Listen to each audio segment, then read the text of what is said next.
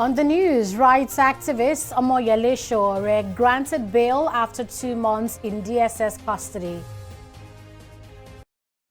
Weeks after xenophobic attacks, President Buhari meets Nigerians in South Africa. And gunmen strike a third time in Mozambique, killing 3 after peace deal. Glad to have you join us on News Now on TV360 Nigeria. I am Annetta Felix. Now, convener of Revolution Now protest and publisher of Sahara Reporters, Omoyele Sowore, has been granted bail in the sum of 150 million naira. Sowore was arraigned alongside Olawale Bakare on 7 charges bordering on conspiracy to commit treason, insulting the president, and money laundering. Ruling on their bail application on Friday, Justice Ijoma Ojukwu ordered Sowore to deposit the sum of 50 million naira into the account of the court as security and then pay the sum of 100 million naira as bail with 2 sureties in like sum. The sureties must be resident in Abuja and must also have landed assets worth the bail sum in Abuja, and the sureties are to deposit the original title documents of the assets with the court. She also barred Sowore from traveling out of Abuja, while the second defendant was banned from traveling out of Osogbo during the trial. Meanwhile, counsel to both defendants, Femi Falana SAN, has described the bail conditions as stringent. It's however unclear if the federal government will comply with this bail order or ignore it like it did the first one. It's however a different tale for Agba Jalingo, a journalist accused of treasonable felony, terrorism, and attempts to topple the Cross River State government. Jalingo was on September 25th arraigned before the Federal High Court in Calabar after 34 days in detention. After pleading not guilty to the charges, Jalingo filed on bail on health grounds, finally ruling on his bail application after 3 different adjournments. Justice Simon Amobeda held that the charges brought against Jalingo were grave, with 1 carrying capital punishment. The court also held that the defendant was unable to prove beyond reasonable doubt that his health was failing. President Muhammadu Buhari has held a town hall meeting with Nigerians in South Africa, reassuring them of his government's commitment to protect them. It follows a recent wave of violence in which African and Nigerian-owned businesses in South Africa were attacked. President Buhari had earlier met with South Africa's Cyril Ramaphosa, who reiterated his country's deep regrets for the violence, assuring safety for foreigners in the country. During the meeting, both leaders reviewed a wide range of bilateral, continental, and global issues of common interest, while also signing 30 trade and cooperation agreements. On Wednesday, Buhari embarked on a 3-day visit to South Africa to mark the 20th anniversary of the Bilateral Commission, BNC. Let's now move back to Nigeria, where the Senate has advised the federal government to formulate a plan to integrate Almajiris into the educational system.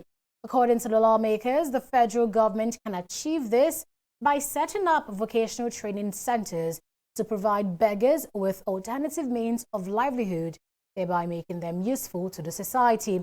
The resolutions followed a motion by Senator Sankara Abdullahi and 26 other lawmakers on the menace of street begging and the need to rehabilitate street beggars. When beggars beg nowadays, they don't beg just begging, they beg with authority. And if you don't give them, they knock on your door to remind you that you have done nothing. That is a bomb waiting to explode.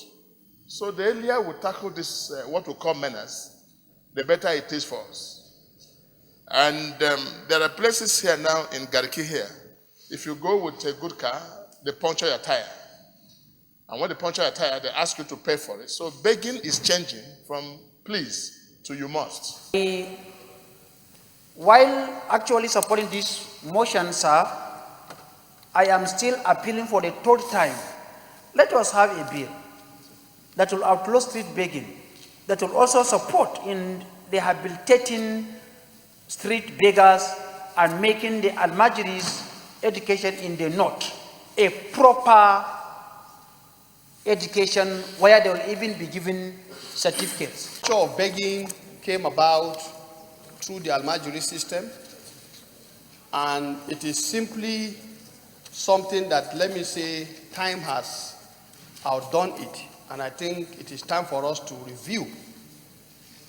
However, in doing this, one way or the other, we need to recruit the support, the collaboration of our various scholars, particularly the Islamic scholars, so that we can decide how best Islamic education can be given to our young ones.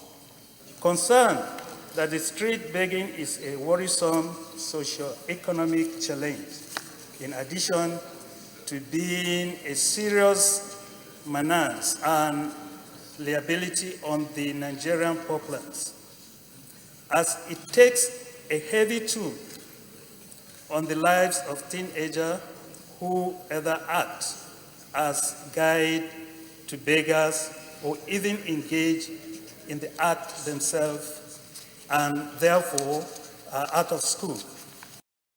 Lawmaker representing Imo West Senatorial District, Rochas Okorocha, has called for a cut in the cost of running the legislature. He's demanding a slash in the number of senators per state from 3 to 1. Addressing the upper chamber during plenary on Thursday, the former Imo State governor urged the Senate to help empower the masses by creating more jobs. This country must begin to make sacrifice and cut down on cost of governance. To start, very painful as it might be. Now, our constitution provides that we have 3 senators. What is the three senators per state doing that 1 senator per state cannot do? Hold it. Now, what are we doing in the National Assembly there that we have 360-something people? And each of these persons creates demand on the system. We must cut down on the cost of governance. What we need to have under the present ugly situation, which our constitution points out to us, is to have a statutory representative, 1 per state. A bill, if you want a state to have only a senator, it requires a constitutional amendment. So you have the opportunity to present a bill to seek for the amendment of the relevant section of the Constitution that provides for 3 senators per state. The Kaduna State government says it is communicating with the gunmen who abducted 6 students and 2 teachers from a secondary school in the state. Nasir El-Rufai, governor of Kaduna, gave the assurance while addressing journalists hours after the attack. Unknown gunmen had on Wednesday night invaded a boarding school in the Chicken local government area of Kaduna, abducting students and teachers. The state governor had also warned bandits to desist from carrying out any further attack in the state or risk being killed. What is important to us is the safety and security of the kidnapped victims. Once we get those back safely, other things will follow. They have made demands for money, and that is being negotiated. We are doing all we can to secure the children and their teachers. We are doing all we can. But I don't want to give a timeline because it's not within our control. There are 2 or 3 sides to this situation, and we are doing the best we can. All our schools in Kaduna will have enhanced protection, security protection, because we've got intelligence of the likelihood of this danger 3 months ago.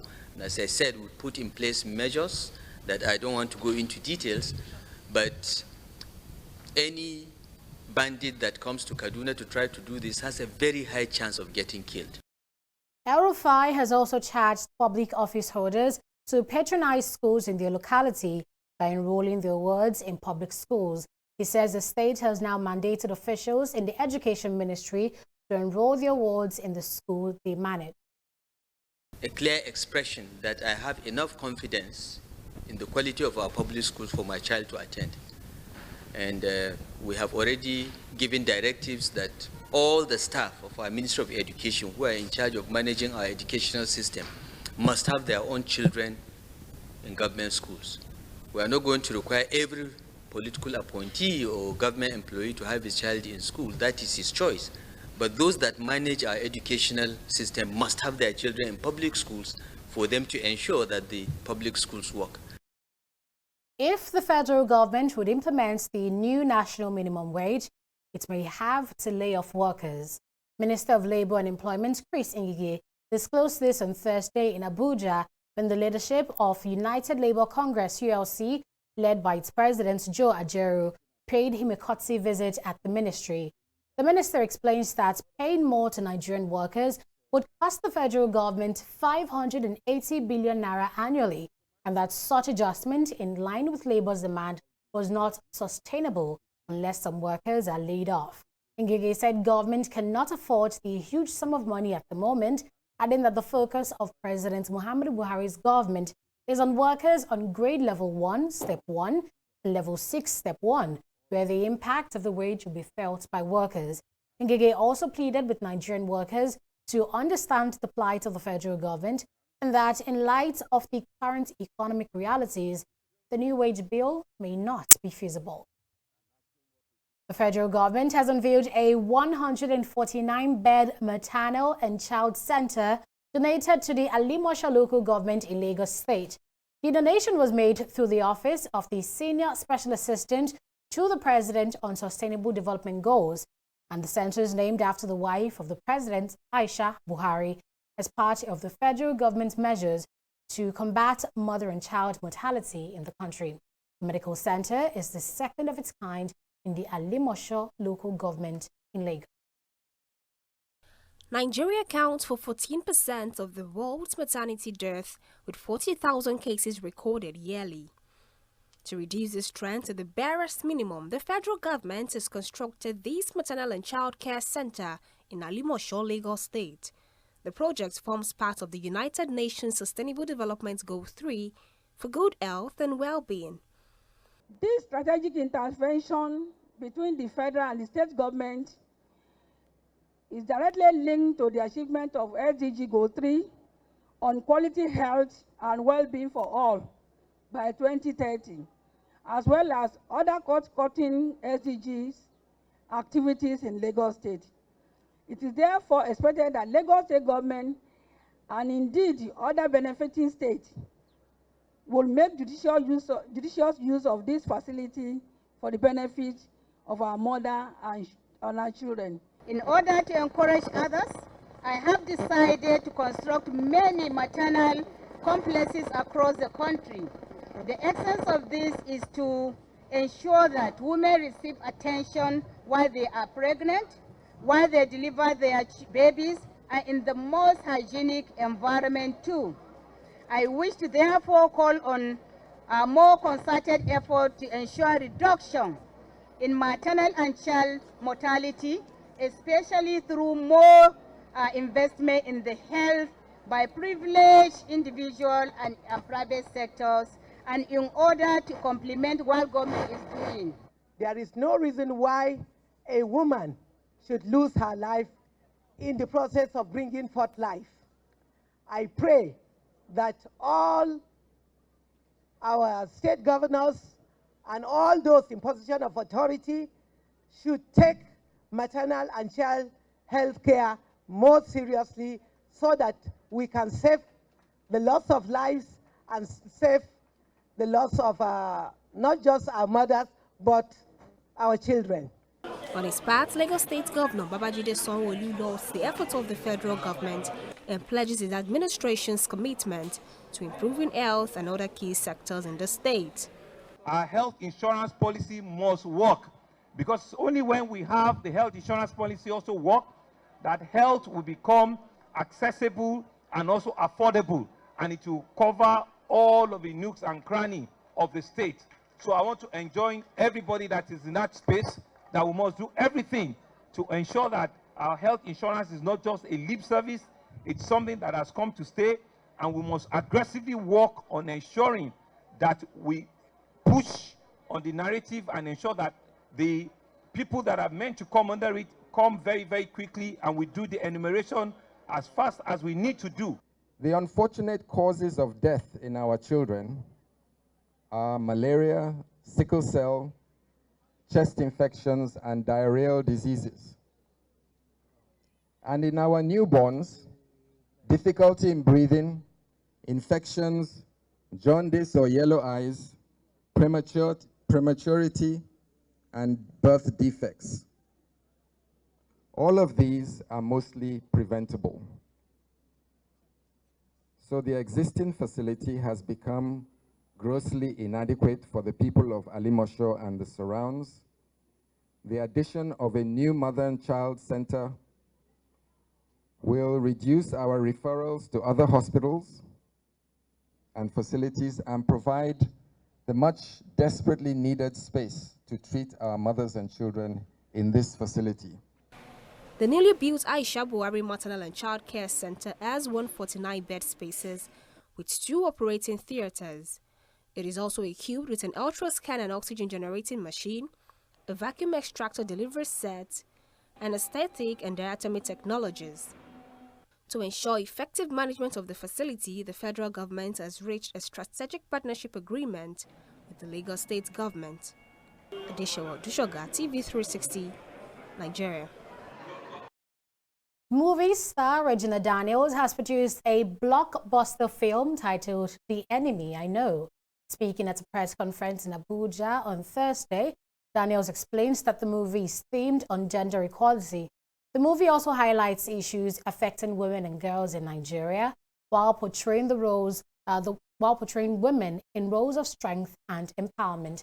The movie features stars like Shola Shobowale and Jide Kosoko. It will show in cinemas across Nigeria on October 11th.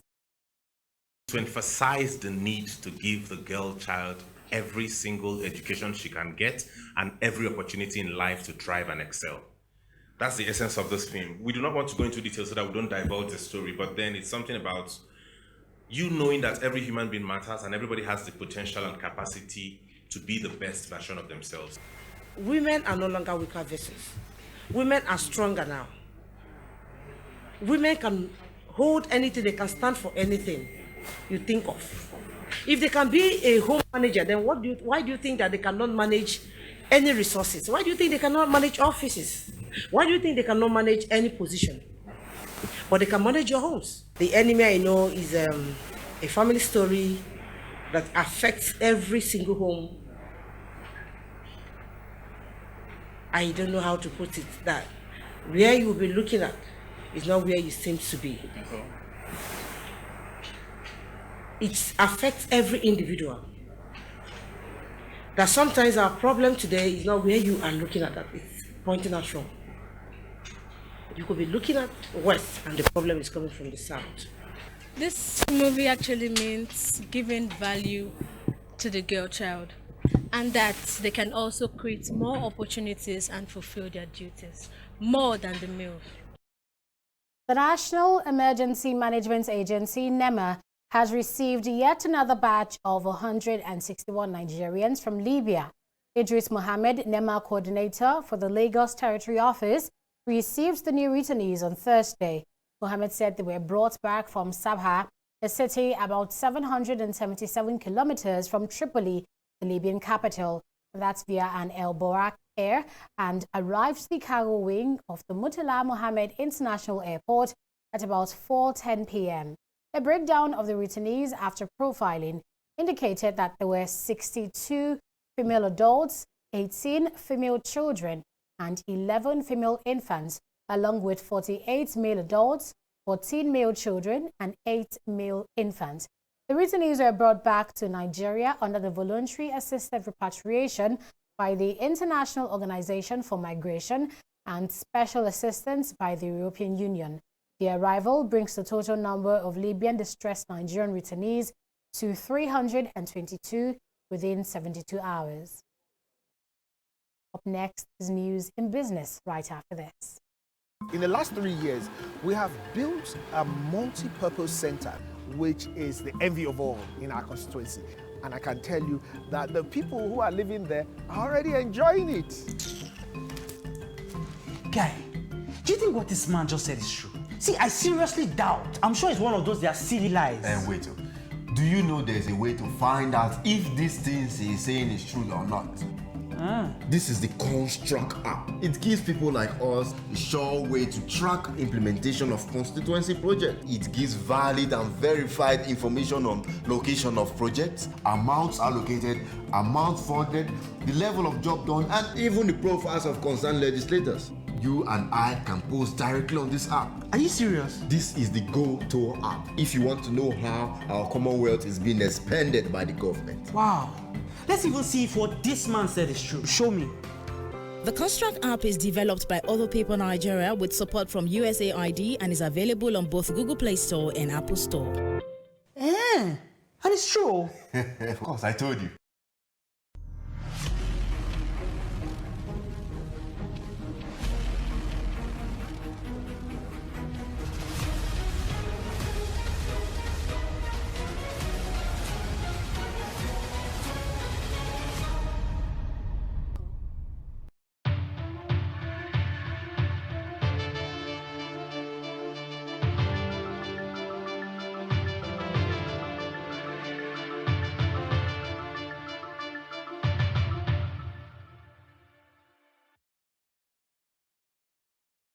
Fidelia Aguncha. Hello, Fidelia. Hi, Aneta. Please bring us up to speed with the latest business stories. The Central Bank of Nigeria, CBN, has clarified that the 499.1 billion naira, which it debited some banks for failing to meet its 60% minimum loan-to-deposit ratio LDR, is not a fine, but would be refunded whenever the lenders meet the threshold.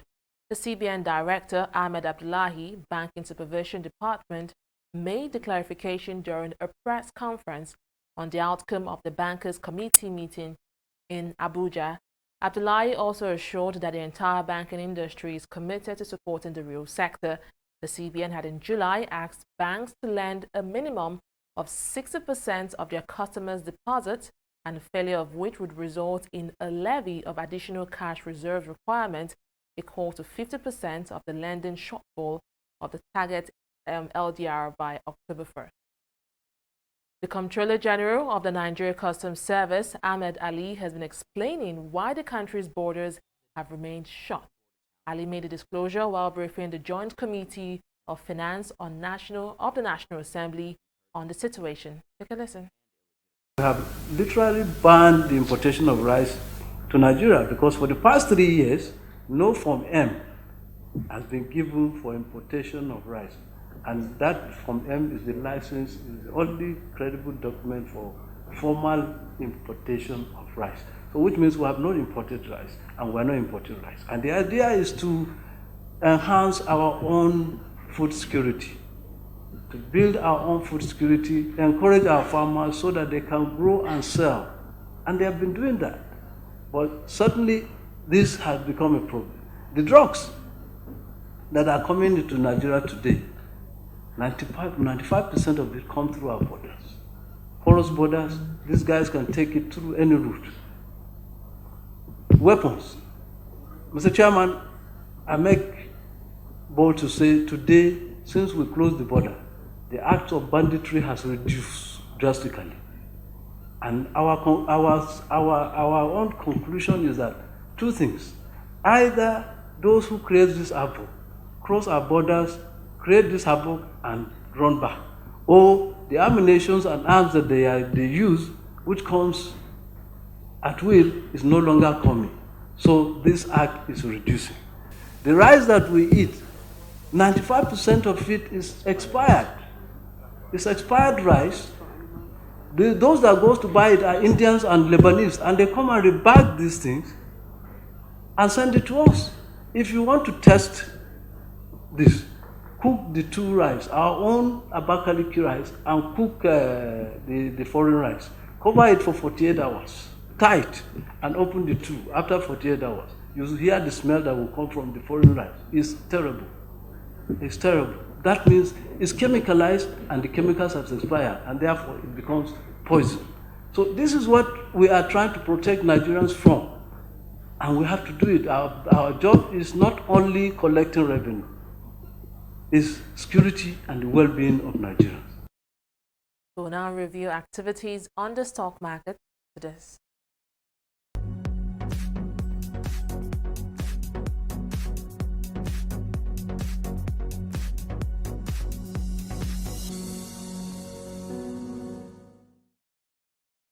It's been an uneventful week for investors at Nigeria's equities market, with the final day of trade closing in the negative. In the past 4 days, the market has been plunging, pushing the all-share index from 27,630 points to this, which is 26,987 basis points. The overall market value also fell from 13.450 trillion naira to 13.137 trillion naira, which is a drop of over 320 billion naira. Now, with these figures, it is not surprising that the market activity level is also dropping. The total value of trade fell by more than 50% actually, from the 2.53 billion naira seen on Thursday to 1.03 billion naira, as is reflecting on this chart. The volume of trade is also decreasing from the 151 million posted yesterday to 138 million seen today. Let's now see the equities behind this downtrend. Forte Oil is posting its first loss for the week and also leading the pack of losers. It is closely followed by Cement Company of Northern Nigeria, which is dropping by 1 naira and 6 kobo after a 1 naira gain on Thursday earned it the third spot on the gainers chart. Also dropping is Guarantee Trust Bank, and that's for the second time since the start of trading this week. And Nascon sits on the fourth spot on the chart, actually losing by 3.65%. Well, on the flip side, Unilever leads the pack of gainers, recovering from Thursday's nosedive. It was also a good day for WAPCO, NACO, and Conoil, all three appreciating by a combined 39 naira. And to the foreign scene, let's see, the FTSE and Dow are climbing, and that's on the back of mixed U.S. job report, which shows that unemployment has hit a 50-year low. The Nikkei is also appreciating. That's after Apple announced that it is increasing its iPhone 11 production by over 10%. Well, that's it from the world of business. It's back to. And on the wider African front, unidentified gunmen on Friday attacked a traveling bus, killing 3 of its passengers in the central Mozambican province of Sofala. The incident is the third attack in the area near the former military headquarters of the opposition Renamo Party, which has signed a peace deal with the government. According to emergency officials, the attackers rigged the bus with gunfire and then escaped into the bush, leaving 3 passengers dead and several others injured. No group has so far claimed responsibility for the attack.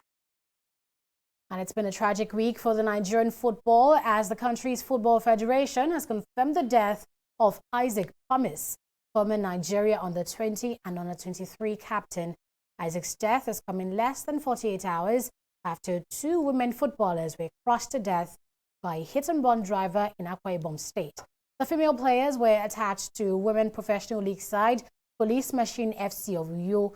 The NFF, through its secretary, Mohammed Sanusi, has condoled with the family of the deceased while praying for the repose of their souls. And that's all from here on News Now on TV360 Nigeria. Many thanks for joining us. Bye for now.